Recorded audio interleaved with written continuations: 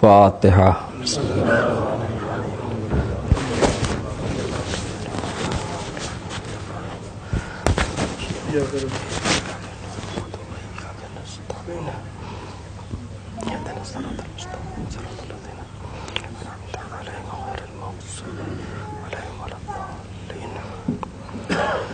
لا حول ولا قوة إلا بالله العلي العظيم۔ حسبنا الله ونعم الوكيل، نعم المولى ونعم النصير۔ أعوذ بالله السميع العليم من الشيطان اللعين اللئيم الرجيم۔ بسم الله الرحمن الرحيم۔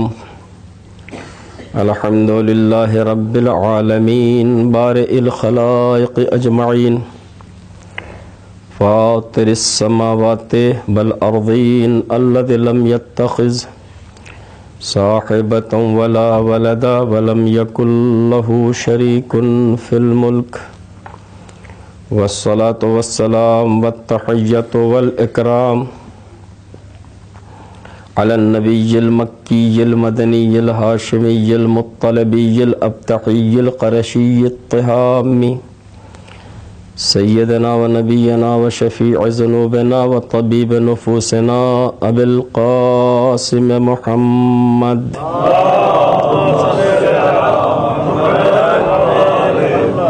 وعلى آله الطاهرين المعصومين المظلومين، واللعن الدائم على أعدائهم وقاتليهم ومنكر فضائلهم أجمعين من الآن إلى قيام يوم الدين، آمين يا رب العالمين۔ أما بعد، فقد قال الحكيم في كتابه الكريم، بسم الله الرحمن الرحيم، هو الذي بعث في الأميين رسولا منهم يتلو عليهم آياته ويزكيهم ويعلمهم الكتاب والحكمة وإن كانوا من قبل لفي ضلال مبين۔ صلوات۔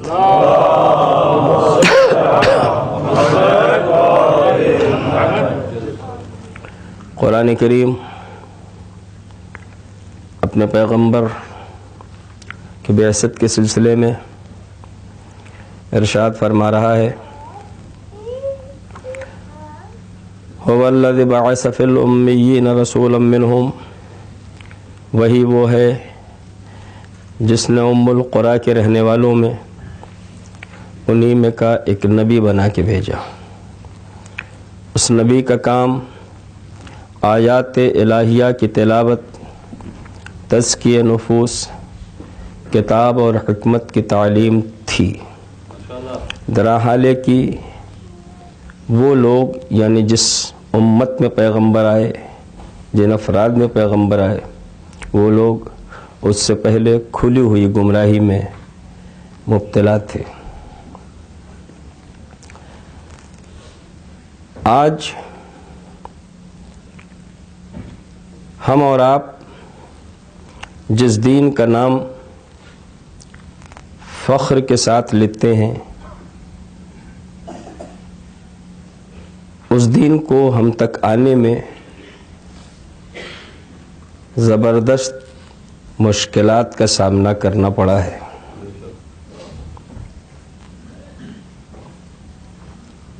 اور اگر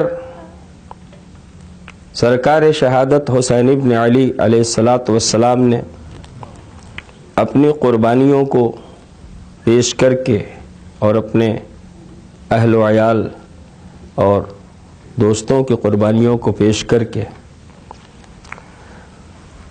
اس مذہب کو نہ بچایا ہوتا جو پیغمبر لائے تھے، تو آج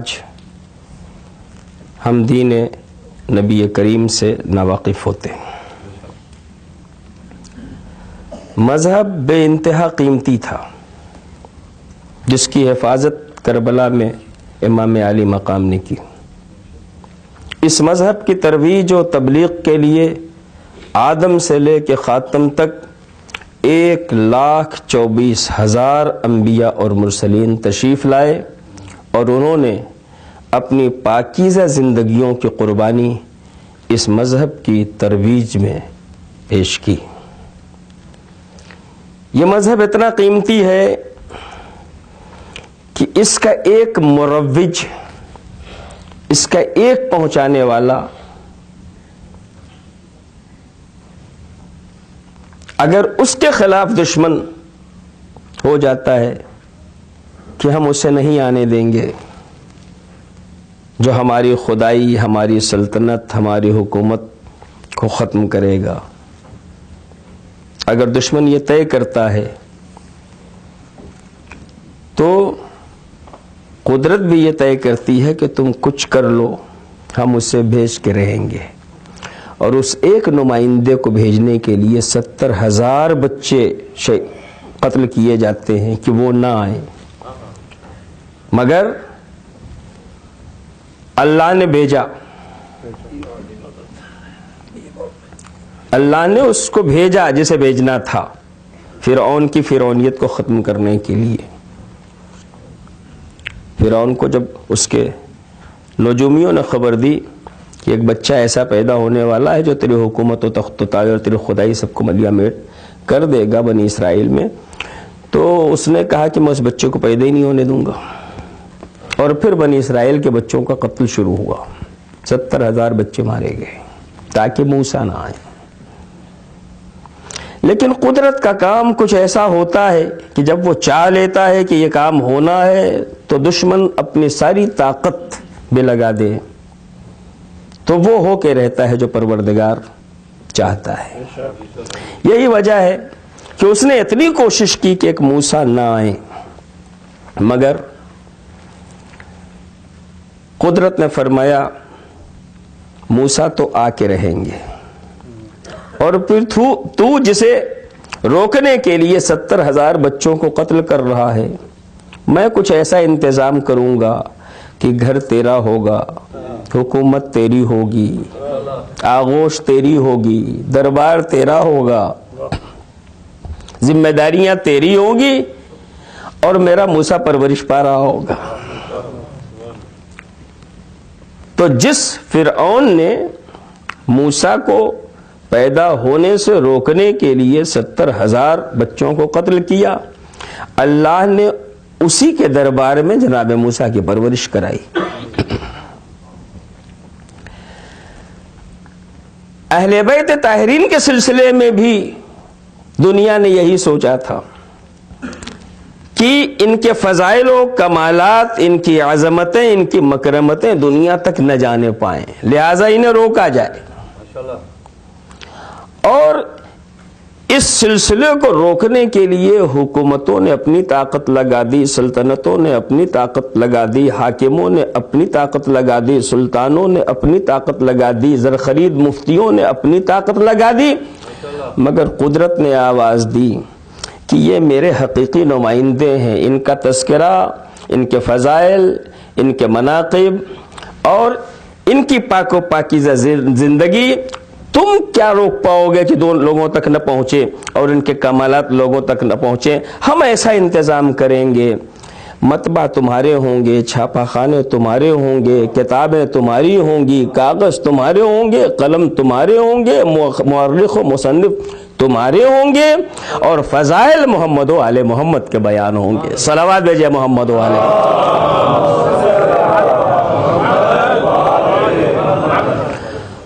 عزیزان گرامی، تو میں عرض یہ کر رہا تھا کہ اسلام آسانی کے ساتھ ہم تک نہیں پہنچا ہے، اور نہ یہ آسانی سے پہنچ سکتا ہے۔ آج ہمیں آسانی کے ساتھ یہ مذہب مل رہا ہے، تو اس میں بہت سے لوگوں کی کاوشیں ہیں، کوششیں ہیں، جس کی وجہ سے ہم تک یہ مذہب آسانی سے پہنچ رہا ہے، ورنہ اتنا آسان نہیں تھا۔ اللہ نے اپنے آخری پیغمبر حضور سرور کائنات فخر موجودات احمد مجتبی محمد مصطفیٰ صلی اللہ علیہ وآلہ وسلم کو اس روح زمین پہ بھیج دیا ہے، اس روح زمین پہ بھیج دیا ہے۔ کس نبی کو؟ اس نبی کو جس نبی نے اپنے بارے میں ارشاد فرمایا ہے کنت نبیّا وآدم بین الماء والطین، ارشاد فرماتے ہیں نبی میں اس وقت بھی نبی تھا جب ابھی آدم کا پتلا بھی نہیں بنا تھا. کنت نبیّا وآدم بین الماء والطین، میں اس وقت بھی نبی تھا جب ابھی آدم کی تخلیق بھی نہیں ہوئی تھی. ابھی آدم پانی اور مٹی کے درمیان تھے، اس وقت میں نبی تھا. تو وہ نبی عرصے دراز کے بعد اس کائنات میں آیا، یعنی پیدا سب سے پہلے ہوئے ہیں، بھیجے سب سے بعد میں گئے. پیغمبر پیدا کیے گئے سب سے پہلے، بھیجے گئے سب سے بعد. کیوں؟ اس لیے کہ یہ نبیوں کے سردار تھے، رسولوں کے سربراہ تھے، انبیاء و مرسلین میں سب سے افضل تھے. اور اگر ہمارے ماحول میں بھی کوئی آدمی ہم سے افضل ہو جائے کسی وجہ سے، ہم سے اشرف ہو جائے کسی وجہ سے، ہم پہ برتری حاصل ہو جائے کسی وجہ سے، مثلا کسی ملک کا وہ وزیر اعظم ہو جائے، تو اب اگر اس کا ایک پروگرام کرنا ہوگا تو مہینوں پہلے سے جگہ کا انتخاب کیا جائے گا، اسٹیج وغیرہ لگایا جائے گا، قرب و جوار کے حالات کا جائزہ لیا جائے گا، ماحول کو سازگار دیکھا جائے گا. تمام ذمہ دار افراد جو ہیں اس وقت تک وہ سارے مراحل طے کرتے رہیں گے، اس کی سجاوٹ کا انتظام، اس کی حفاظت کا انتظام، وہاں کے پروگرام کو کیسے بہتر سے بہتر انداز میں کیا جائے اس کا انتظام، سب کچھ وہ کرتے رہیں گے. اس وقت تک لگے رہیں گے ان سارے انتظامات میں جب تک وہ آنے والا نہ آ جائے جس کو اس پروگرام میں بات کرنی ہے، گفتگو کرنی ہے، جس کے لیے یہ پروگرام کیا گیا ہے. ٹھیک ہے نا؟ عزیزان محترم، جب ایک وزیر اعظم کے آنے کے لیے مہینوں پہلے اتنا اہتمام ہوتا ہے تو اللہ آخر میں جسے بھیجنے والا تھا وہ رسول اعظم تھا، وہ نبی اعظم تھا، وہ خیر البشر تھا، وہ شفیع المذنبین تھا. لہذا اس کے آنے سے پہلے حالات کو سازگار کرنا چاہ رہا ہے پروردگار. آدم جاؤ علم کی شمع جلا دو، نوح جاؤ تقوی پرہیزگاری کا ماحول بنا دو، ابراہیم جاؤ اپنی خلت کی روشنی سے لوگوں کو آشنا کر دو، موسیٰ جاؤ اپنی ہیبت و جلالت سے لوگوں کو کنٹرول کر لو، ابراہیم جاؤ اپنی خلت کے ذریعے لوگوں کے ذہنوں کو اس طرف مائل کرو. انبیاء و مرسلین کو بھیجا گیا تاکہ وہ پہلے اہتمام کریں، اور جب سب اہتمام کر چکے اور پیغمبر کے لائق زمینہ فراہم ہو گیا تب اب نبیوں کا سردار آ رہا ہے اس شان کے ساتھ کہ اللہ فرما رہا ہے وَمَا أَرْسَلْنَاكَ إِلَّا رَحْمَةً لِّلْعَالَمِينَ، میرے نبی میں تمہیں بھیج ہی نہیں رہا ہوں مگر تم سارے عالمین کے لیے رحمت بن کے جا رہے ہو. صلوات بھیجئے محمد و آل محمد.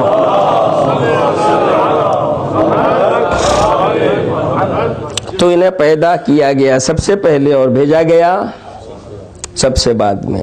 خود نبی نے فرمایا میں اس وقت میں نبی تھا جب آدم آب و گل کے درمیان، مٹی اور پانی کے درمیان تھے. اچھا تو ٹھیک ہے، اللہ نے نبی کو نہیں بھیجا،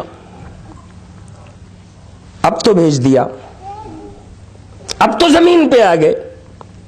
تو نبوت کا مقصد کیا ہوتا ہے؟ پیغمبر کیوں آتا ہے؟ کا پیغمبر کا کام ہے اللہ کا پیغام پہنچانا، دین خدا کی ترویج کرنا، مذہب کو لوگوں تک لے جانا اور پھر لوگوں کو صحیح راستے پہ لگانا، یہ ہے کام. پیغمبر باوجود ہے کہ آدم سے پہلے خلق ہو چکے، 1,24,000 انبیاء کے بعد اس کائنات میں تشریف لائے، مگر آنے کے بعد پھر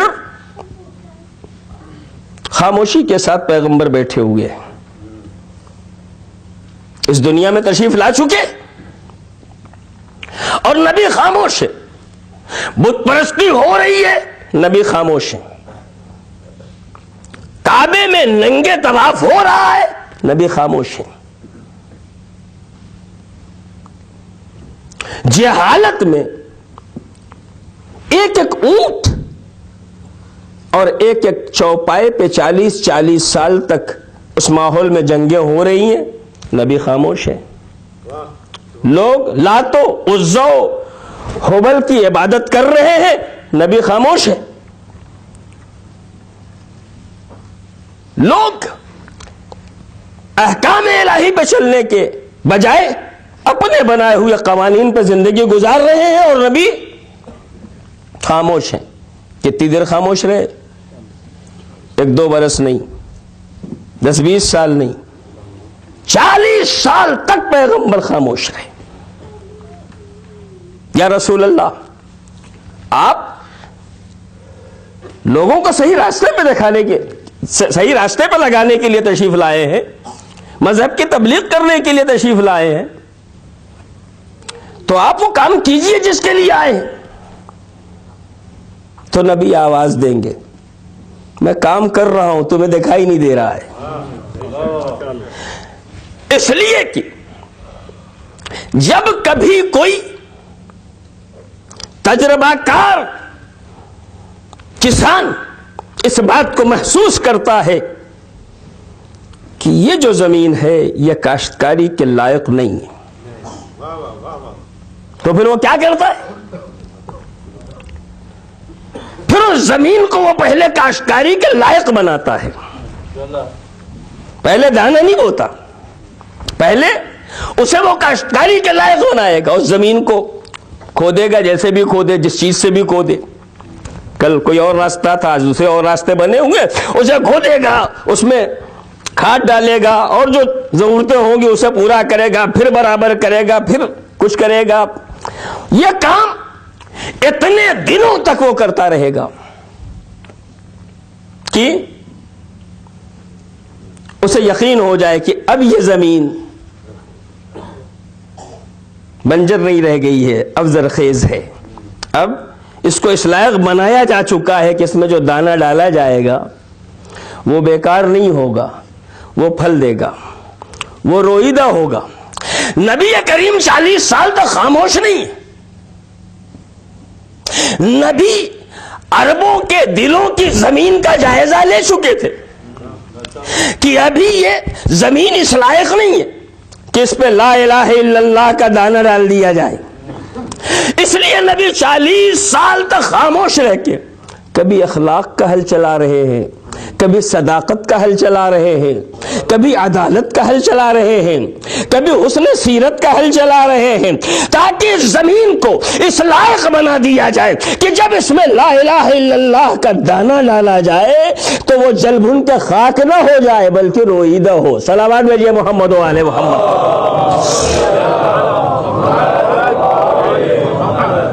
چنانچہ پیغمبر اکرم نے 40 سال گزارے. دوسرا کیا کام تھا؟ ایک تو یہ مرحلہ تھا کہ اپنے اخلاقیات سے اپنی عظمتوں کا قائل بنا دیا جائے ساری کائنات کو، اپنے کردار سے اپنی عظمتوں کا قائل بنا دیا جائے ساری کائنات کو. اس 40 سال میں نبی نے 2 کام کیے. ایک کام یہ کیا کہ کسی کا انتظار کیا، دوسرا کام یہ کیا کہ حالات کو اس لائق بنایا کہ اس پہ کام کیا جا سکے. کیوں؟ اس لیے کسی بھی کام کے شروع کرنے کے بعد ضرورت ہوتی ہے کسی مدد کرنے والے کی، ضرورت ہوتی ہے کسی ساتھ دینے والے کی، ضرورت ہوتی ہے کسی تعاون کرنے والے کی. اور اگر وہ ساتھی نہ ہو، وہ تعاون کرنے والا نہ ہو، وہ مدد کرنے والا نہ ہو، تو پھر انسان کام شروع تو کرتا ہے مگر اسے مکمل نہیں کر پاتا. توجہ ہے نا عزیزان گرامی؟ یہ امام باڑہ ہے. مومنین نے مل جل کے اس حسینیے کو، اس سینٹر کو، اس امام باڑے کو جوش و جذبات میں بنوا دیا. مگر کاہے کے لیے بنوایا ہے؟ خدمت دین کے لیے، تبلیغ مذہب کے لیے، لوگوں کو حلال و حرام پہنچانے کے لیے. جائز و ناجائز کی ترویج کے لیے، فضائل و مناقب محمد و آل محمد علیہ السلام کے لیے، ان کے مصائب کو بیان کرنے کے لیے، نمازوں کے لیے، دوسرے امور کے لیے، ہے نا؟ تو بنوانا آسان ہوتا ہے، بنا دینا کوئی مسئلہ نہیں ہے، تھوڑی زحمت ہوتی ہے مگر بن جاتا ہے۔ کسی چیز کو بنا دینا آسان ہوتا ہے، اسے چلا لے جانا مشکل ہوتا ہے، اس لیے کہ چلا لے جانے کے لیے تعاون کرنے والوں کی ضرورت ہوتی ہے، اور اگر تعاون کرنے والے نہ ہو تو بن کے بھی وہ رک جاتا ہے۔ توجہ ہے نا عزیزان گرامی؟ ایام اعزا میں آپ تشریف لا رہے ہیں تو کیا آپ نے سوچا کہ یہ جو عمارت بنا دی ہے اسے چلنا ہے، اور چلنے سے پہلے اسے ہمارے تعاون کی ضرورت پڑے گی؟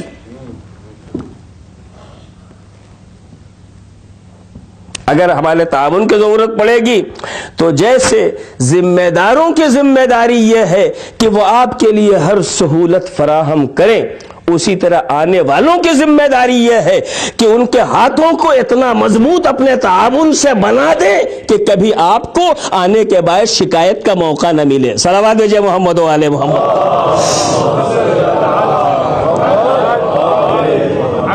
ہے نا؟ کسی بھی چیز کو آغاز کیا جا سکتا ہے، انجام تک پہنچانے کی ہر لمحے تعاون کی ضرورت پڑتی ہے، اور یہی وجہ ہے کہ دو مقاصد تھے پیغمبر کو رکنے کے۔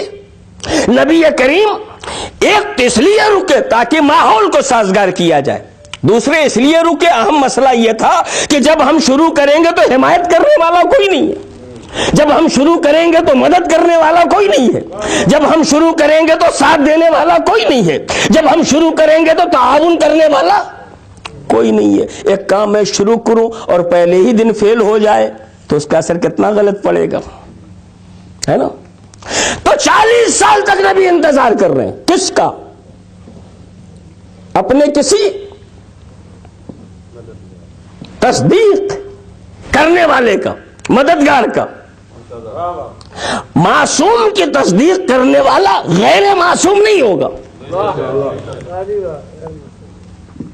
معصوم کی تصدیق کرنے والا غیر معصوم نہیں ہوگا، جو بتائے کہ ہاں رسول اللہ سچ کہہ رہے ہیں اور اس قدم کو آگے بڑھنا چاہیے۔ تو نبی 1-2 سال نہیں، 10-20 سال نہیں، 40 سال تک نبوت کو روکے ہوئے کس کا انتظار کر رہے ہیں؟ ایک معصوم کا انتظار کر رہے ہیں۔ تاریخ بتا رہی ہے کسی معصوم کا انتظار کرنا نہ بدعت ہے نہ حرام ہے، سنت پیغمبر اسلام ہے۔ صلوات بھیجئے محمد و آل محمد۔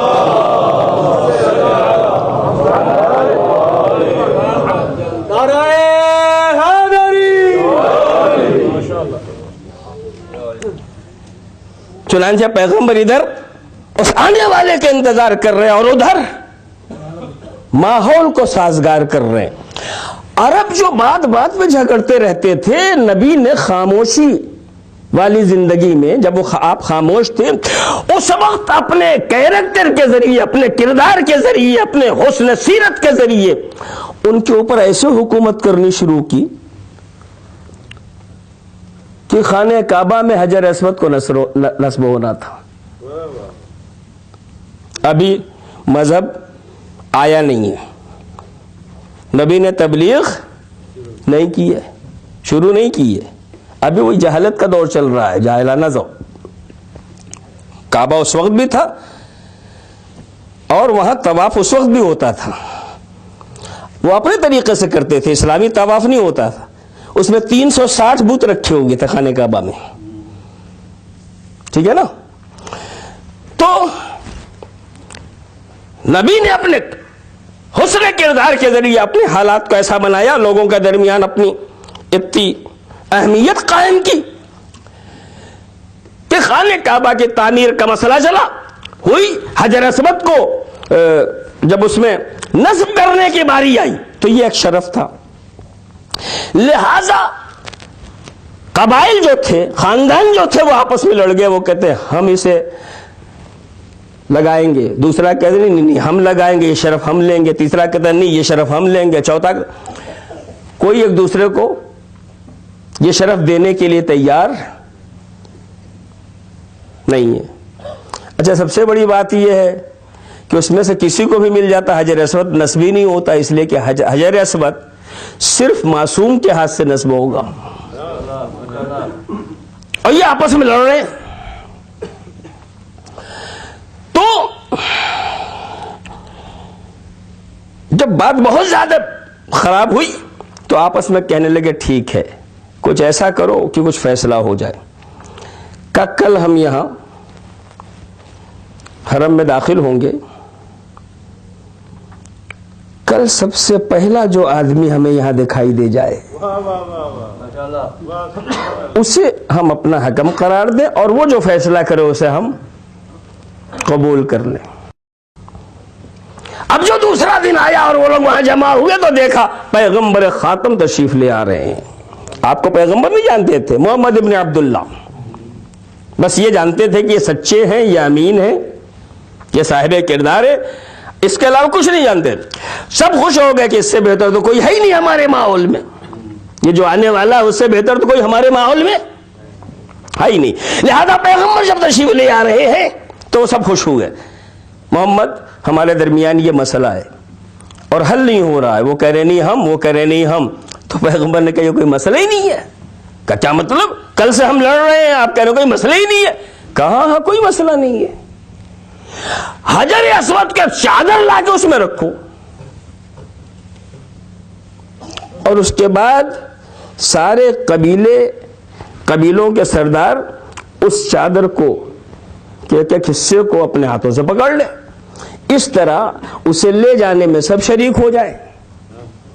اب معاملہ لگانے کا آئے گا تو پھر لڑائی جھگڑا شروع ہو جائے گا، لہذا تم لوگ سب مل جل کے وہاں پہنچا دو، میں اسے لگا دوں گا۔ صلوات بھیجیے محمد و آل محمد۔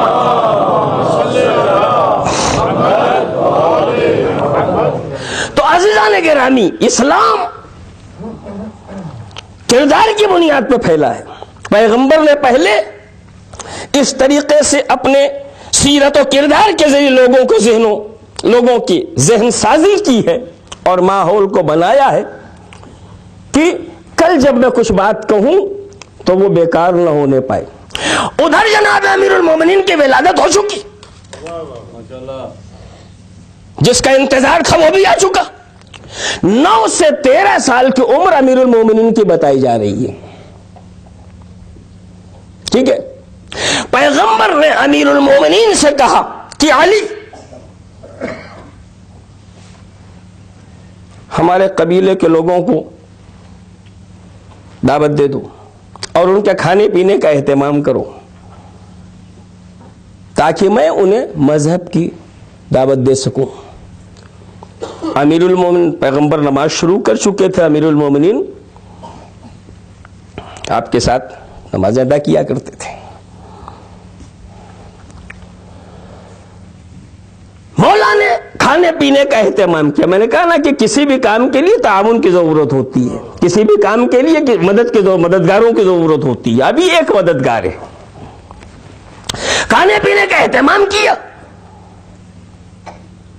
اور اس کے بعد اپنے عزیزوں کو حکم خدا سے دعوت دی گئی۔ اس دعوت کو دعوت ذو العشیرہ کہا جاتا ہے۔ عشیرہ خاندان والوں کو، قرابت داروں کو۔ وَأَنذِرْ عَشِيرَتَكَ الْأَقْرَبِينَ، قرآن نے پیغمبر کو حکم دیا اپنے قرابت داروں کو بلاؤ، چنانچہ بلا کے انہیں دعوت دینی ہے۔ اب اس میں کھانے پینے کا جہاں تک معاملہ تھا تھوڑا سا اہتمام ہوا تھا۔ ایک پیالہ دودھ تھا، بکری کی ایک ران تھی، جی 40 آدمیوں کو دعوت تھی۔ لیکن جب لوگ آئے ہیں تو پیغمبر نے پہلے خود چکھا، اس کا کہا بسم اللہ، اور پھر سب نے کھایا اور سب سیر بھی ہو گئے، اور کھانا ویسے کہ ویسے رکھا رہ گیا۔ صلوات بھیجیے محمد و آل محمد۔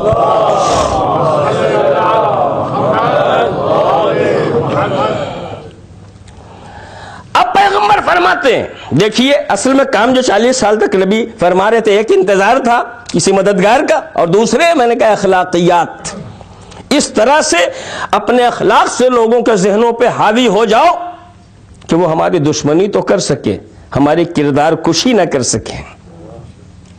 اس لیے پہلی دعوت جب ہوئی ہے تو پیغمبر فرماتے ہیں اگر میں تمہیں یہ خبر دوں کہ فلاں پہاڑ کے پیچھے ایک بہت بڑی فوج ہے جو تمہیں عنقریب آ کے تم پہ حملہ کرنے والی ہے، تم مانو گے؟ چاہے تم نے دیکھی نہ ہو۔ ہاں ہاں محمد ابن عبداللہ ضرور مانیں گے۔ کیوں؟ تم نے دیکھی تو نہیں ہے؟ کہا دیکھی نہیں، مگر تم نے کبھی جھوٹ کہا ہی نہیں ہے، اس لیے اگر تم کہو گے تو ہم مانیں گے۔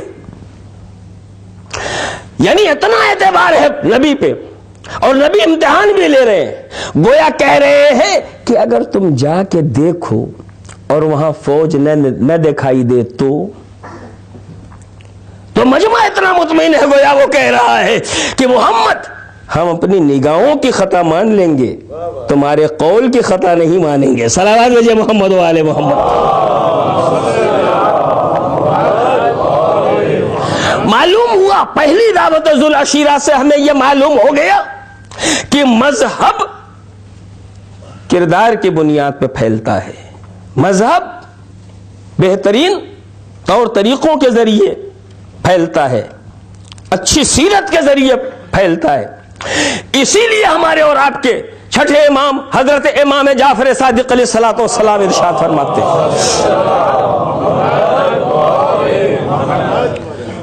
کونوا دعاۃ للناس بغیر السنتکم۔ امام فرماتے ہیں کہ تم لوگوں کو اس طرح سے دین کی طرف بلاؤ کہ تمہیں زبان ہلانے کی ضرورت نہ پڑے، بغیر زبان کے لوگوں کو تم دین کی طرف بلاؤ۔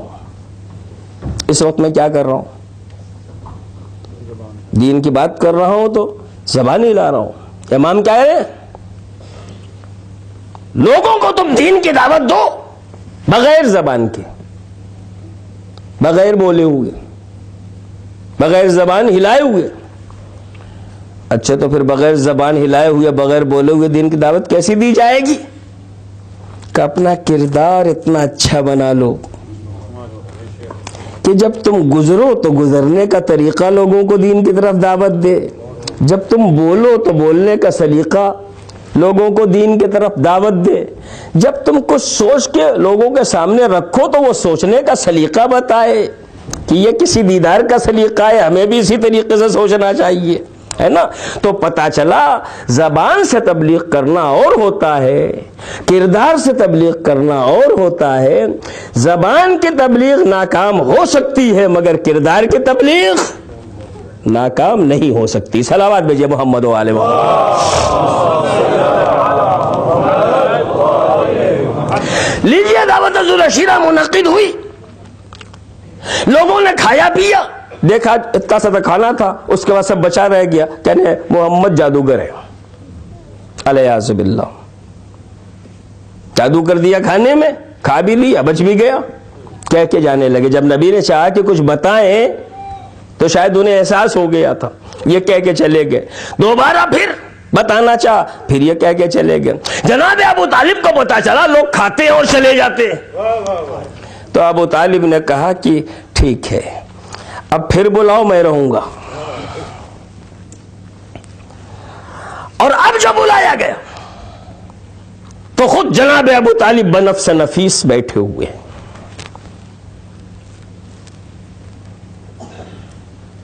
اور جب کھانے کے بعد لوگ جانے لگے، جیسا کہ جا رہے تھے، ان کو پتا چل گیا تھا کہ یہ کچھ کہنا چاہ رہے ہیں جو ظاہر ہمارے مذہب کے خلاف ہے، تو وہ ایک بہانے سے بھاگ جاتے تھے۔ جب جانے لگے تو جناب ابو طالب فرماتے قم یا سیدی، اے میرے سید و سردار اٹھو۔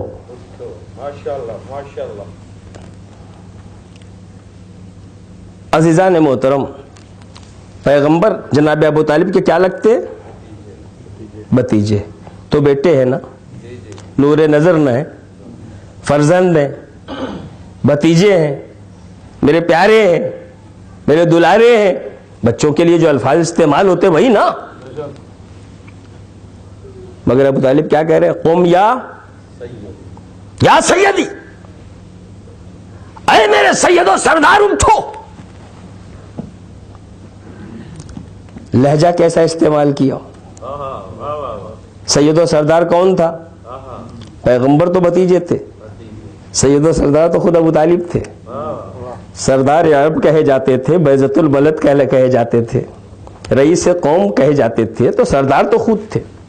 اگر کسی وزیر اعظم کا پروگرام ہو اور آپ اس کو سننے کے لیے جائیں اور وہ کھڑا ہو کے کہے وزیر اعظم اٹھیے، تو آپ حیرت میں نہیں پڑ جائیں گے کہ ہم تو اس کو سننے آئے تھے، یہ کس کو وزیر اعظم بتا رہا ہے نا؟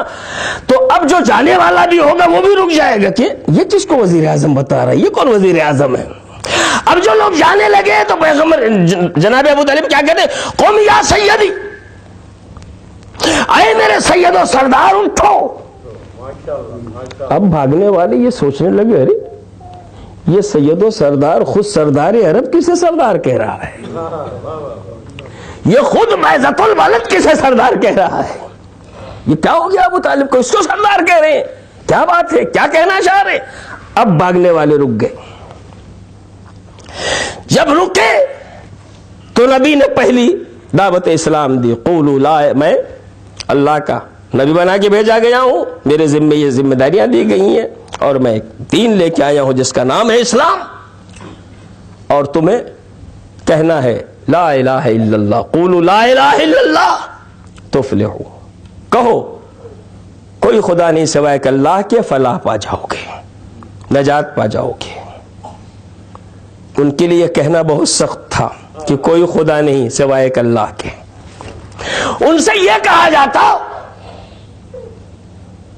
کہ کہو سب خدا ہے اور اللہ بھی خدا ہے، تو وہ بڑے اطمینان سے مان لیتے.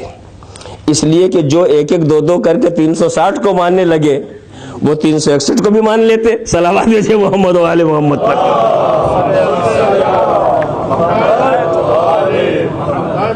یہ آسان تھا، مگر نبی نے یہ نہیں کہا کہ 360 کے ساتھ ایک اور مان لو، بلکہ کیا کہا؟ نبی کہتے لا الہ، ایک ہی جملہ ہے مگر کتنا سخت ہے ان لوگوں کے لیے جو 360 خداؤں کو مان رہے ہیں. قولوا لا الہ، کہو کوئی خدا نہیں الا اللہ، سوائے اللہ کے. کہو کوئی خدا نہیں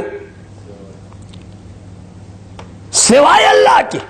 دنیا ہم سے کہتی ہے مذہب میں کہاں تولا و تبرع ہے؟ ارے میں نے کہا کلمہ ہی تولا و تبرع ہے. صلوات بھیجیے محمد و آل محمد.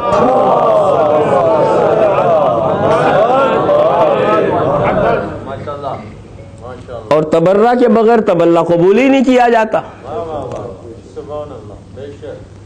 اس لیے پیغمبر جو پیغام دے رہا ہوں کیا کہ قولوا لا الہ، پہلے کہو کوئی خدا نہیں، سب سے برات کر لو.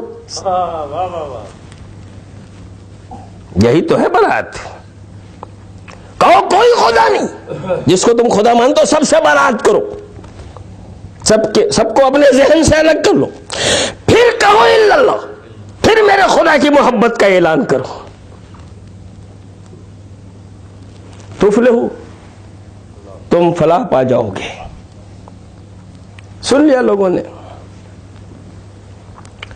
اب پیغمبر اسی مجمع میں فرماتے ہیں، میں نے کہا نا کہ جب کسی کام کو شروع کیا جاتا ہے تو اس کو شروع کرنا آسان ہے، مگر آگے بڑھانے کے لیے ہر لمحے تعاون کی ضرورت ہوتی ہے، ہر لمحے مدد کی ضرورت ہوتی ہے.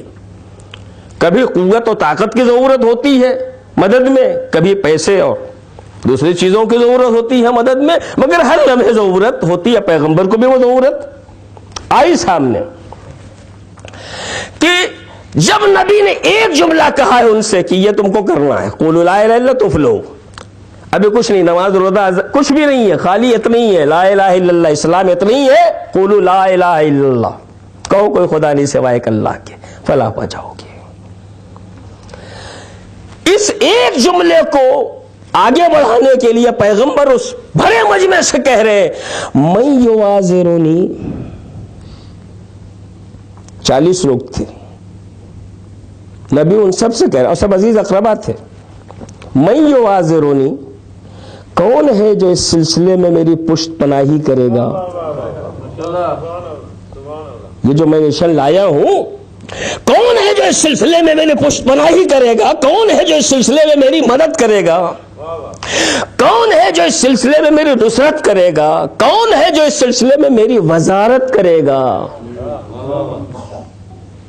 تو تاریخ تمام علماء اسلام اپنے یا دوسرے لکھتے ہیں کأنہم علی رؤوسہم الطیر, یوں یہ 40 لوگوں کا مجمع بیٹھا تھا جیسے سر پہ پرندہ بیٹھا ہے. ایک ذرا یوں کریں گے اڑ جائے گا, لہذا اسے بیٹھے رہنے دو. اس طرح خاموش بیٹھے تھے, خاموش بیٹھے تھے. تو ایک بچہ اٹھا, پہلے ہی میں بتا چکا عمر 9 سال سے 13 سال کے درمیان ہے. بچہ اٹھ کے کہتا ہے لبیک یا رسول اللہ, اے نبی میں آپ کے ساتھ ساتھ ہوں, میں آپ کی مدد کروں گا, میں آپ کی نصرت کروں گا. نبی نے فرمایا علی بیٹھ جاؤ. علی بیٹھ گیا. پھر فرمایا من یعاذرونی, کون ہے جو میری پشت پناہی کرے, مدد کرے, وزارت کرے, میرا ساتھ دے؟ پھر سب ایسی چپ ہے. پھر علی فرماتے ہیں انا یا رسول اللہ, اے نبی میں آپ کی مدد کروں گا. علی بیٹھ جاؤ. پھر کہا من یعاذرونی, کون ہے جو میری مدد کرے؟ پھر وہی بات آئی انا یا رسول اللہ. 3 بار بھی جب کوئی نہیں اٹھا ہے, تب پیغمبر نے پہلے ہی دن اس مجمع میں امیر المومنین کا دوست پہ ہاتھ رکھا اور فرمایا ھذا اخی ووصی وخلیفتی من بعدی فسمعوہ وَأَطِیعُوهُ, یہ میرا بھائی ہے, یہ میرا جانشین ہے, یہ میرا وصی ہے, یہ میرا خلیفہ ہے میرے بعد. تم سب اس کی باتیں سنو, اس کی اطاعت کرو. توجہ ہے نا عزیزان گرامی, 9 سے 13 سال کی عمر ہے. پہلی شخصیت جس نے تائید کی, نبی نے کہا یہی میرا بھائی, یہی میرا جانشین, یہی میرا خلیفہ, یہی میرا وصی ہے, تم اس کی باتیں سنو, اس کی اطاعت کرو. نبی یہ نہیں بتا رہے یہ بچہ ہے. نبی جہاں اللہ کی وحدانیت کا اعلان کر رہے ہیں, جہاں یہ بتایا کہ میں خدا کا رسول ہوں, وہیں یہ بتایا کہ یہ بچہ بچہ نہیں ہے, امام ہے.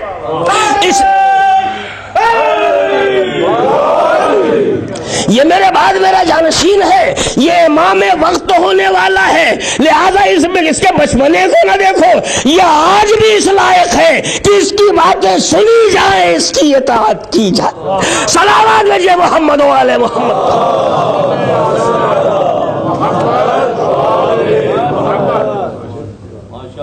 پہلا مرحلہ جسے دعوت ذو العشیرہ کہا جاتا ہے, وہاں پہ پیغمبر اعلان کرتے ھذا اخی ووصی ووزیری وخلیفتی من بعدی فسمعوہ واطیعوہ, یہ میرا بھائی, میرا جانشین, میرا خلیفہ, میرا وزیر ہے میرے بعد, اس کی باتیں سننا اور اس کی اطاعت کرنا. لوگوں نے ابو طالب پہ اعتراض کیا کہ لو ابھی تک تو بھانجے کے پیچھے پیچھے چلتے تھے, اب بیٹے کے پیچھے بھی چلو, اس لیے کہ پیغمبر کہے ان کی باتیں سنو اور ان کی اطاعت کرو. مگر جناب ابو طالب نے بتایا کہ تم بعد میں پہچانو گے, میں پہلے پہچان چکا ہوں ان لوگوں کو. تم بعد میں پہچانو. آج کا مسلمان جب پیغمبر کے بہت زیادہ معرفت حاصل کرتا ہے تو کیا کہتا ہے, کملی والے, مدینے والے, طیبہ کی نگری والے, میرے سرکار، میرے آقا، میرے مولا، یہی تو کہتا ہے نا، تاکہ بتائے کہ میں پکا مسلمان ہوں. تو پکا مسلمان بتانے کے لیے یہی لفظ بتاتا ہے، میرے سید و سردار، میرے آقا، میرے مولا. توجہ ہے نہیں جانے کے رامی؟ جناب ابو طالب نے پیغمبر کو سید و سردار کب کہا؟ جناب ابو طالب نے چچا ہوتے ہوئے بھی پیغمبر کو سید و سردار کب کہا؟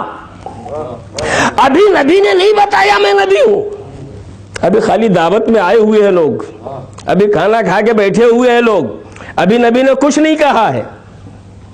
اس وقت ابو طالب نے کہا قم یا سیدی، اے میرے سید و سردار اٹھو، جو کہنا ہو کہو.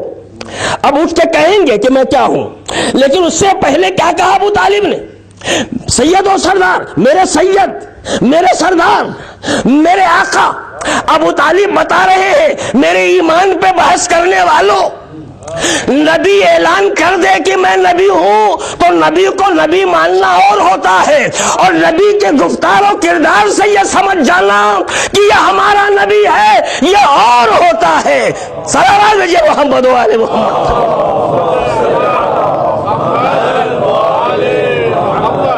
تم نے اعلان کے بعد مانا ہے کہ یہ سید و سردار ہے، ہم پہلے سے جانتے ہیں کہ یہ سید و سردار ہے نا. عزیزان گرامی، یہی وجہ ہے کہ بات میں بات نکل جاتی ہے. یہی وجہ ہے کہ جناب ابو طالب کے سلسلے میں عجیب پریشانیاں ہیں. سعودی عرب میں ایک مقابلہ ہوا تھا سیرت پیغمبر لکھنے کے سلسلے میں، تو دنیا بھر سے علماء گئے تھے، دنیا بھر سے علماء گئے تھے. ہمارے وطن کے بھی ایک عالم تھے. بہرحال سب نے اپنی اپنی کتابیں لکھی تھی اس سلسلے میں. پہلا انعام جسے ملا وہ ہمارے وطن کے عالم دین تھے. اس کتاب کا نام ہے الرحیق المختوم، عربی زبان میں ہے، اب اس کا اردو ترجمہ بھی ہو چکا ہے. پہلا انعام جو ملا، اتفاق سے میرے پاس وہ کتاب آئی تو جناب ابو طالب کے سلسلے میں جو کچھ لکھا انہوں نے وہ دیکھ کے میں خوش ہو گیا. اتنی پیاری تحریر ہے جناب ابو طالب کے سلسلے میں، کئی صفحات، کہ مجھے یقین ہو گیا کہ یہ جناب ابو طالب کہ کفر کے تو بہرحال قائل نہیں ہوں گے. لیکن سب لکھنے کے بعد گیا شیطان مارا ایک سجدے کے نہ کرنے سے، اگر لاکھوں برس سجدے میں سر مارا تو کیا مارا. صلوات بھیجئے محمد و آل محمد. آخر میں وہی مرغے کی ایک ٹانگ. وہ پیغمبر کہتے رہے چچا کلمہ پڑھ لیجئے، مگر نہیں پڑھا ابو طالب نے. کیسا ہے یہ مسلمان جہاں عقل و شعور کو کوئی دخل ہی نہیں ہے. کوئی کان میں کوئی بات کہتا ہے کسی کو سنانے کے لیے، جی کوئی کسی کو سنانے کے لیے کان میں بات کہتا ہے، کان میں بات کہی جاتی ہے اس لیے کہ دوسرا نہ سنے، ٹھیک ہے نا. لیکن اگر اس میدان میں اس جگہ پہ مجمع میں میں بات کہوں چیخ کے تو اس کا مطلب یہ ہے کہ سب سنے، کوئی دور دراز بیٹھا ہے وہ بھی سنے. توجہ ہے نہیں جانے کے رامی. تو جو کان میں بات کہی جاتی ہے وہ اس لیے تاکہ کوئی سننے نہ پائے، اور جو میدان میں بات کہی جاتی ہے وہ اس لیے تاکہ سب سنے اور جو دور ہے وہ بھی سن لیں، ٹھیک ہے نا. تعصب میں اندھے ہونے والے، اسلام کا نام لینے والے آخر کیسے کہ نبی جو کان میں کہہ رہے ہیں ابو طالب کے وہ اتنا سنا گیا کہ 14 صدیوں تک آ گیا، سب نے سن لیا. اور نبی نے جو میدان میں کہا من کنت مولا فہذا علی مولا، نہ معلوم کانوں کو کیا ہو گیا کہ آج تک نہیں سنائی دے رہا ہے. سلام دیجیے محمد و آل محمد.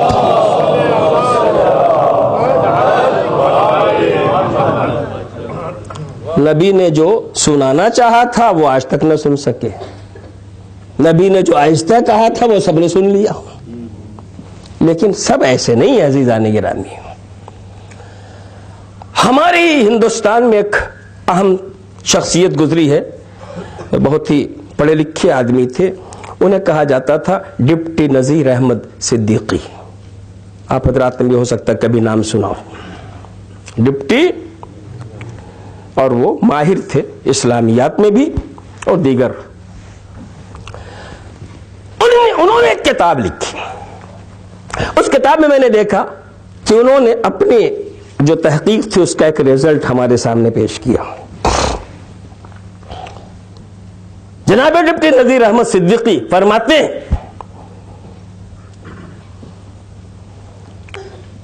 ایسے لگتا ہے جیسے اللہ کے بارگاہ میں دعا کے لیے ہاتھ اٹھے ہوئے ہیں اور وہ کہہ رہے ہیں، اس طرح وہ لکھ رہے ہیں. کہتے ہیں پروردگارا میری پوری عمر گزر گئی اس بات کی تحقیق میں کہ ابو طالب مومن تھے یا غیر مومن، مگر میں کسی نتیجے تک نہیں پہنچ سکا کہ وہ مومن تھے یا غیر مومن.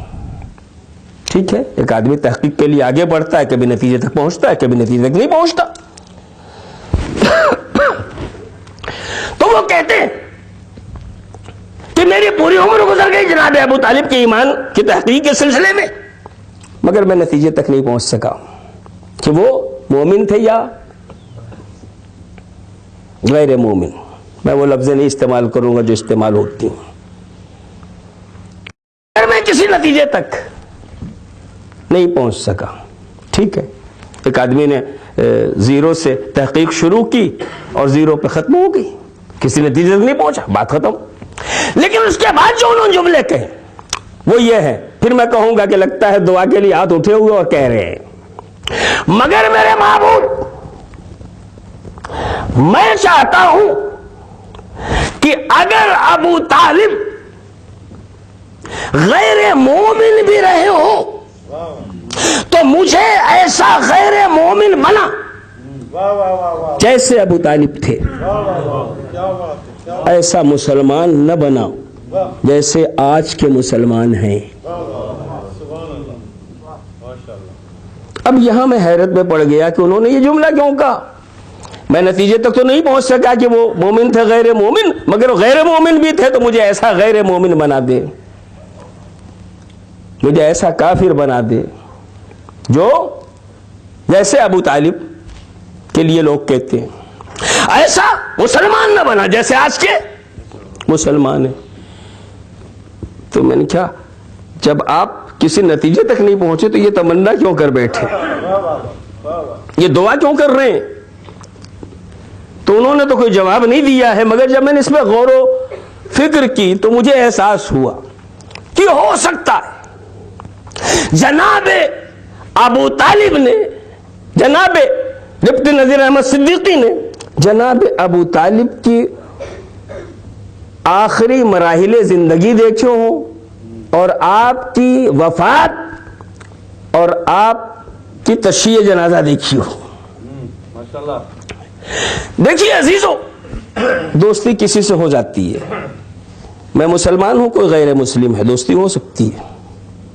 کسی اور مذہب کا دوستی ہو سکتی ہے، مگر دوستی کا مطلب یہ نہیں کہ میں اس کے مذہب میں دخل دوں وہ میرے مذہب میں دخل دے، ہے نا. بہت اچھی دوستی ہے، زندگی بھر ہم ساتھ رہے، لیکن اگر ہم میں سے کوئی مر گیا تو جو غیر ہے، اگر میں مر گیا اس کی ذمہ داری ہے میرے والوں کو حوالے کرے، ان سے کہے یہ ہمارا دوست تھا مگر تھا مسلمان، لہٰذا آپ جو ذمہ داری یہاں پوری کیجیے. اگر وہ مر جائے میں ان کے والوں سے کہوں گا میرا دوست تھا مگر تھا غیر مسلم، آپ ذمہ داری پوری کیجئے. میں بھی ساتھ ساتھ ہوں اس لیے کہ میرا دوست تھا, مگر ذمہ داریاں آپ پوری کریں, ٹھیک ہے نا, یہ طریقہ ہوتا ہے. اگر ہم ایک دوسرے کے لاشے کو دوسرے اس مذہب کے حوالے نہ کریں تو پھر دوسرے والے لاٹھی لے کے آئیں گے کہ دوستی اپنی جگہ ہے, مذہب اپنی جگہ ہے, اس لیے ہم تمہیں اپنے مذہب کے تحت دفن نہیں ہونے دیں گے, تم ہمارے والے کو ہمارے حوالے کرو, ٹھیک ہے نا. ابو طالب کی وفات ہوتی ہے, مانا کہ پوری زندگی جناب پیغمبر خاتم کا ساتھ دیا. یہ سب لکھتے ہیں شیعہ سنی علماء, سب کے سب لکھتے ہیں, کسی بات سے کسی کو انکار نہیں. بس ایک جگہ پہ تھوڑی سی بحث ہے کہ ایمان قبول کیا نہیں قبول کیا. تو مانا کہ پوری زندگی پیغمبر کے ساتھ تھے, لیکن جب جناب ابو طالب کا انتقال ہوا تو شرافت پیغمبر کا تقاضا یہ تھا کہ ابو جہل و ابو لہب کو بلاتے اور کہتے بھائی یہ ہمارے چچا تھے, ہمارا بہت ساتھ دیا, لیکن تھے تمہارے, لہذا لے جاؤ, ٹھیک ہے نا. نبی نے دیا نہیں. اچھا نبی نے نہیں دیا تو انہیں آنا چاہیے تھا کہ وہ تمہارے چچا رہے ہوں گے, ساتھ بہت دیا سیکھ ہے, مگر ہمارے تھے لہذا ہم لے جائیں گے. لیکن نہ نبی نے جسد اطہر کو حوالے کیا, نہ کوئی لینے آیا, بلکہ جب جناب ابو طالب کا جنازہ چلا تو آگے نبی کاندھا دے رہے, پیچھے علی کاندھا دے رہے. شاید ڈپٹی صاحب نے یہی منظر دیکھا ہو کہ ایسے کافر پہ کروڑوں سلام کہ مر جائے تو آگے نبوت کاندھا دے رہی ہو, پیچھے امامت کاندھا دے رہی ہو. صلوات بھیجئے محمد و آل محمد. عزیزان گرامی, کافی وقت نکل گیا, پڑھنے لگو تو پتہ ہی نہیں چلتا کہ وقت کہاں جا رہا ہے. اب اس سے زیادہ میں پڑھ بھی نہیں سکتا, اس لیے کہ آپ کے لیے زحمت ہو جاتی ہے, تھوڑی دیر ہو جاتی ہے. تو کوشش کروں گا کل اس چیز کو آگے بڑھاؤں اگر ممکن ہوگا تو, کہ اسلام کے پھیلانے میں ایک طرف جناب امیر المومنین تو پیغمبر کو یہاں تک لانے میں بھرپور ساتھ کس نے دیا, یعنی دعوت ذو العشیرہ تک لانے میں بھرپور ساتھ جس نے دیا وہ کون ہے, جناب ابو طالب. دعوت ذو العشیرہ میں اس دعوت کو قبول کر رہا امیر المومنین. اور پھر پہلے مرحلے میں جنگیں نہیں ہوتی, پہلے مرحلے میں یہ ہوتا ہے جب پیغمبر تبلیغ کے لیے نکلتے ہیں تو ان لوگوں نے کہا کہ ہم لوگ مقابلہ کریں تو کچھ اچھا نہیں ہے, بچوں کو لگا دیا جائے. پیغمبر کو اتنا ستائیں کہ پیغمبر رک جائیں. اب پیغمبر بچوں سے تو لگ نہیں سکتے, ہر اذیت جھیل رہے. آ کے علی سے کہتے علی قریش کے بچے یہ کر رہے, تو علی نے کہا تھا میں مدد کروں گا. تو اسی بچپنے میں علی نے آواز دی ٹھیک ہے یا رسول اللہ, جب آپ کل تبلیغ کے لیے چلے تو ہمیں ساتھ لے لیجئے گا. اب جو علی چلے تو بچوں سے بوڑھا مقابلہ نہیں کر سکتا, بچوں سے بچہ تو مقابلہ کر ہی سکتا ہے. صلوات بھیجئے محمد و آل محمد.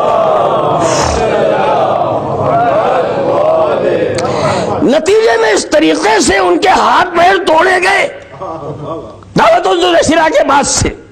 پھر امیر المومنین کی پوری زندگی حالات ایسی رہے کہ وہ درد آج تک یاد ہے, اسی لیے جو ہی نام علی لیا جاتا ہے چہروں کا رنگ اڑنے لگتا ہے. صلوات بھیجئے محمد و آل محمد.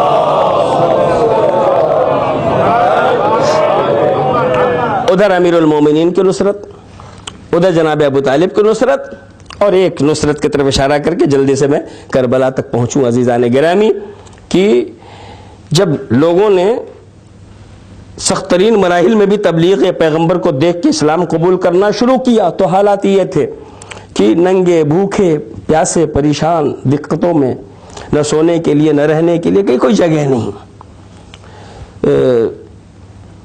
ایک چبوترا تھا مسجد نبوی کے پاس, اس پہ لوگ بیٹھتے تھے, زندگی گزارتے تو وہیں سوتے تھے, وہیں بیٹھتے تھے.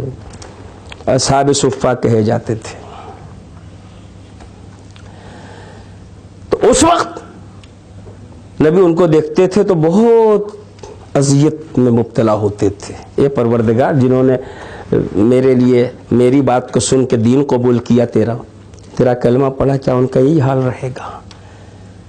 پریشان رہتے تھے۔ خدیجۃ الکبریٰ نے دیکھا نبی اس طریقے سے پریشان رہتے ہیں، فرماتے ہیں یا رسول اللہ میری خدمت میں کوئی کمی کرنی نہیں خدیجہ۔ کہ پھر یہ آپ اذیت میں کیوں رہتے ہیں؟ کہ بس میں دیکھتا ہوں میرے کلمہ پڑھنے والے اس طریقے سے، میرے امتی اس طریقے سے پریشان ہیں، نہ سونے کے لیے، نہ بیٹھنے کے لیے، نہ کھانے کے لیے، نہ پینے، ان کے پاس کچھ ہے نہیں۔ کہ یا رسول اللہ یہ جو دولت میں لائی ہوں یہ میری نہیں ہے، اس لے جائیے اسلام پہ خرچ کیجیے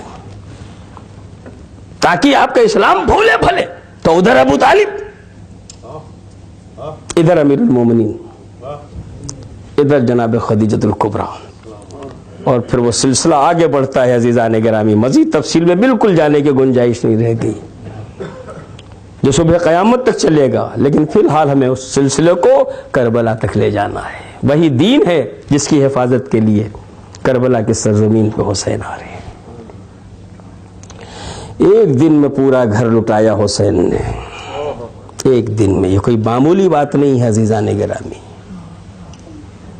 اپنے تمام دوستوں اور ساتھیوں کو اللہ کے راہ میں قربان کر دینا، اپنے تمام بیٹے بھتیجے بھانجوں کو اللہ کے راہ میں قربان کر دینا، یہ کوئی معمولی بات نہیں ہے، یہ بس حسین کا کام ہے کہ اس امر کو انجام دینے کے بعد ایک جنگل کو کربلا معلیٰ بنائیں۔ یہ حسین کا کام ہے۔ آج کی تاریخ میں نے عرض کیا تھا کل بھی کہ سب کی شہادت 10 محرم کو ہے، لیکن ہم الگ الگ دنوں میں الگ الگ شہادتیں اس لیے پڑھتے ہیں تاکہ کچھ اہم شخصیتوں کا ذکر کم سے کم ہو جائے۔ ان اہم شخصیتوں میں ایک شخصیت کا نام ہے جناب شہزادہ علی اکبر۔ آج کے دن ہم ان کا تذکرہ کرتے ہیں۔ حسین کا وہ بیٹا جو ہم شبیہ پیغمبر کہا جاتا ہے۔ 10ویں محرم کو جب ہر آدمی یکے بعد دیگرے اجازت لے کے میدان کارزار میں جانے لگا تو علی اکبر بھی اپنے بابا کی خدمت میں آتے ہیں، بابا مجھے بھی میدان میں جانے کی اجازت دیجیے۔ امام نے سب سے آخر میں علی اکبر کو اجازت دی ہے، مگر امام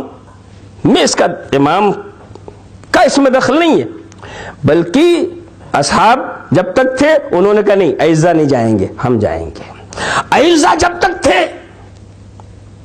وہ جاتے رہے، اکبر سب سے قریب تھے، کہا نہیں اکبر نہیں، پہلے ہم جائیں گے۔ اس طریقے سے جناب علی اکبر سب سے آخری شہید ہے، امام حسین سے پہلے، جناب علی اصغر سے پہلے۔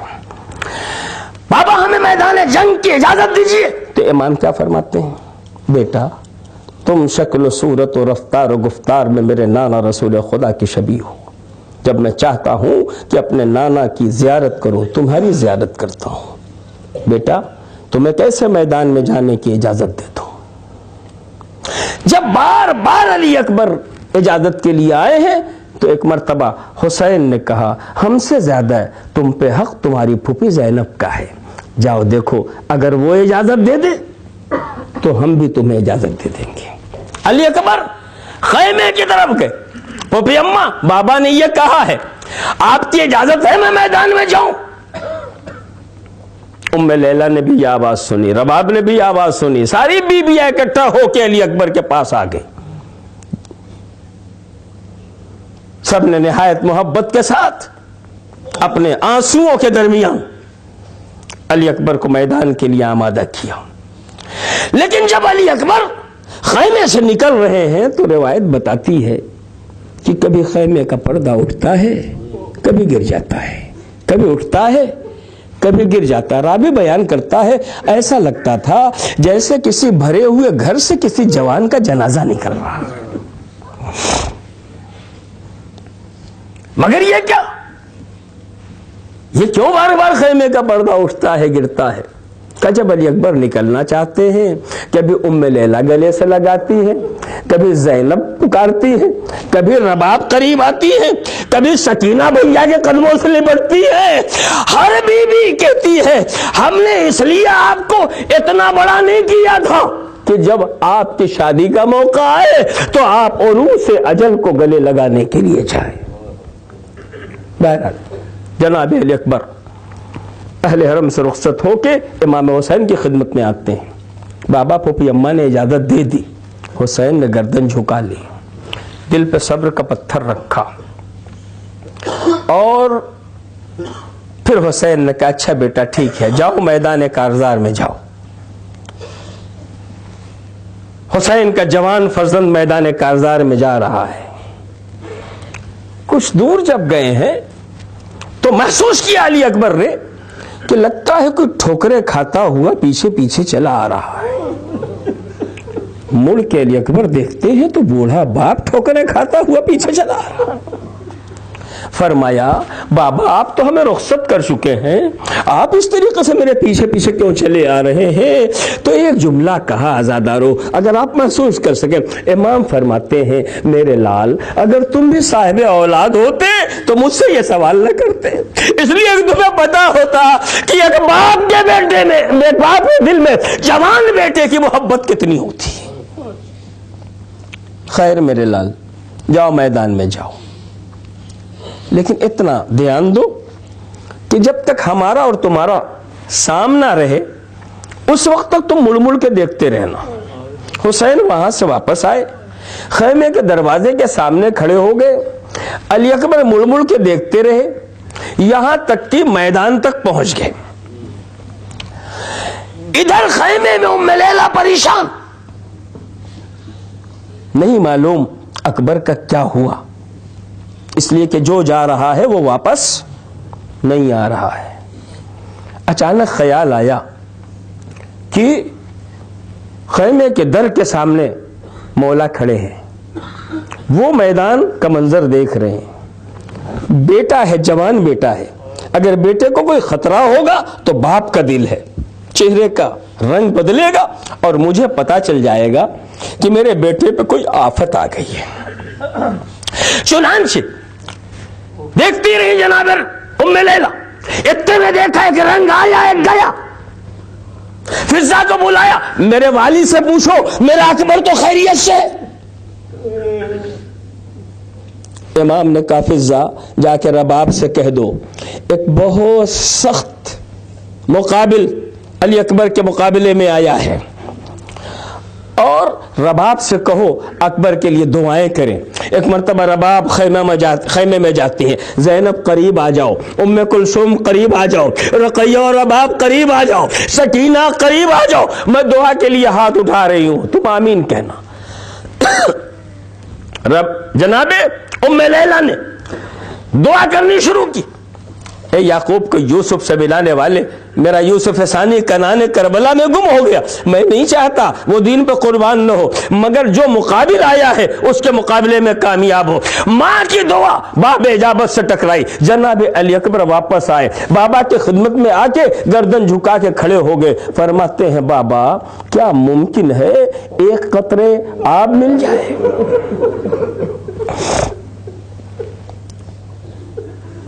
سورج کی تپش، اسلحہ جنگ کی گرمی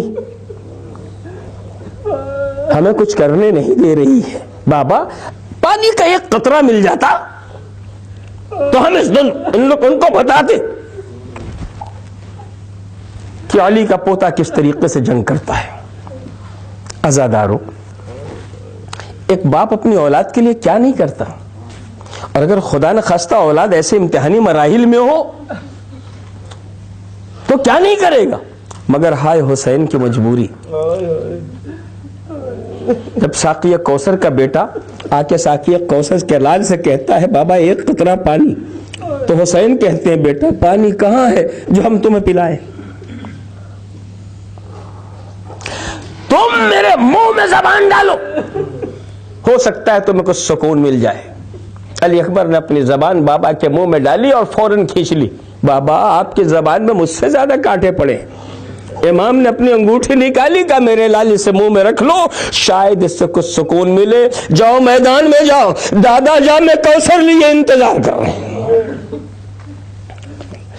عزاداران امام علی مقام، علی اکبر دوبارہ میدان کی طرف چلے، چلتے چلتے अचानक रुके, बाबा के पास आए, कान में कुछ कहा और हुसैन व मोहम्मदा कह के जमीन पे बैठ गए। ज़ैनब मेरे खैमा से ये मंजर देख रही थी। जब हुसैन करीब आए, कहा भैया ये बताइए मेरे अकबर ने क्या कहा? कनी बहन कुछ नहीं कहा। कनी कुछ कहा था? क्या कहा था? कनी कुछ नहीं कहा था। कनी कुछ कहा था? कब मैं बताऊंगा नहीं, तुम बर्दाश्त नहीं कर पाओगी। कब मगर बताइए तो सही क्या कहा था? तो एक मर्तबा हुसैन फरमाते हैं, जाते जाते मेरे अकबर ने कहा था, बाबा अब मैदान से लौट के नहीं आऊंगा, लेकिन इतना ख्याल रहे जब हम मदीने से चले थे फूफी अम्मा ज़ैनब उम्मे कुलसूम को बड़े एहतमाम से लाए थे। बाबा जब यहाँ से लौटाना हो उतने ही एहतमाम के साथ फूफियों को वापस लौटा दीजिएगा। अरे ज़ैनब मेरे लाल को क्या मालूम, अभी ये काफिला लूटा जाएगा, बाजुओं में रसल बंधेगी, सर से रज़ाएं छीनी जाएंगी, कूफा और शाम के बाजारों में घुमाया जाएगा। अला लअनतुल्लाह अलल कौमिज़ ज़ालिमीन व सयअलमुल लज़ीना ज़लमू अय्य मुनक़लिबिन यन्क़लिबून।